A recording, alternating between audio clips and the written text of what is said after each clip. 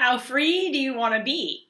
I mean, really, when you think about it, there's so many times that we get caught up in what's going on in the world instead of staying focused on what's going on in us.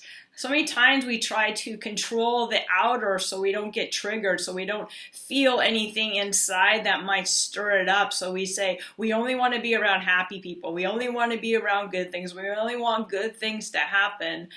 But you're trying to protect yourself from something inside. And when you could be around everything, meaning the good, the bad, the negative, the positive, the whatever, the ugly, the beautiful, when you could be around all that equally, you've mastered this game, this earthly game. So many times we're thinking that it's out there. The things that we don't want to see is out there. But if we're seeing it, then we've got it. If we're running from it, we haven't dealt with that stuff inside, and it's time to clear it up. It's time to clear it up. It's time to take personal responsibility for ourselves, for our emotions, for our actions, for our reactions, for everything that's going on inside of us. Because nothing out there can affect us when we're centered in our love, when we're centered in our truth, when we're centered in the knowing that this is all a play, that everybody is acting out in the ways that they're acting out, and it really has nothing to do with us unless it's activating something in us. Then it has something to do with us because it's showing us a place inside that's asking to be loved, that's asking to be acknowledged, that's asking to be healed. It's just energy. It's all energy. There's nothing wrong with any feeling. And when we really get that, when we really start to see that there's really no negative and positive, even though that's what we're taught, even though that's what we perceive, and even though that's what we run away from, and that we only want to be happy and lift our vibration. Why? Because that's our natural state of being, and we get there by healing that stuff inside. So I invite you today to notice next time you're triggered, you want to run away from that situation, or notice next time someone triggers you, and then you want to go and call a friend and talk about how, you know what this girl did to me, so you want them to agree with you that you're right so you can feel okay. How many times have you done that? I know I've had thoughts of doing that, and I take a step back. I'm like, hey, what's going on inside of me? What do I need to look at? What's being presented to me in the world that's not okay within me, that I have not accepted yet within me and haven't healed within me?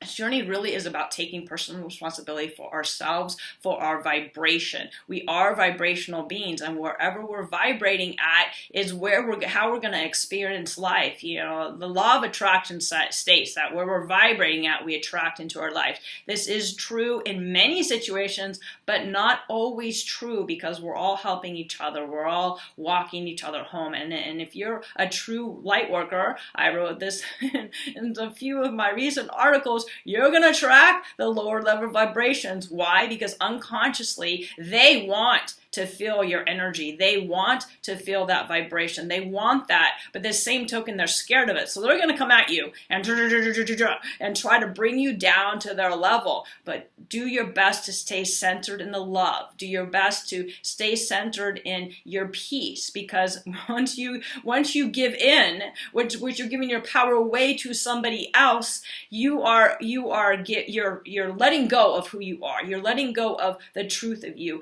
In order to be right, or in order to, I don't know, whatever happened. And it was like, I don't even know what that was. But anyways, so it's amazing how my computer just went through, and now we're back up. So anyways, this video is really about taking personal responsibility. It's really about owning your vibration. It's really about becoming more aware of your actions and reactions, and noticing like, hey, you know what? If I don't feel okay inside, guess what? The outside's going to reflect that to me. And it's such a beautiful thing, because like I said, once we make peace with all parts of ourselves, when we see somebody else acting out in that way, a quote negative way, then we can have peace and love for them too. And they won't send us off in a tizzy and get into that energy of friction and of I'm right, you're wrong, whatever stuff that goes on in the ego's mind.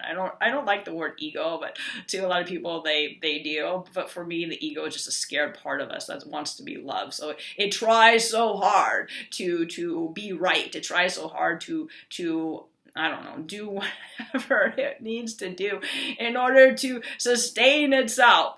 And that's just a part of us, that's just a part of us. Ego does serve us because it helps us maneuver in life. It helps us to gain our center. It helps us to, in many ways, it's not about trying to get rid of the ego. It's about making peace with the ego and noticing that, hey, you know what, all parts of us are okay, and really getting into that integration and bring them all together into your heart where you can feel at peace inside. A lot of us try to fix our problems. We fix it by feeling peace inside. There's no fixing need to be done.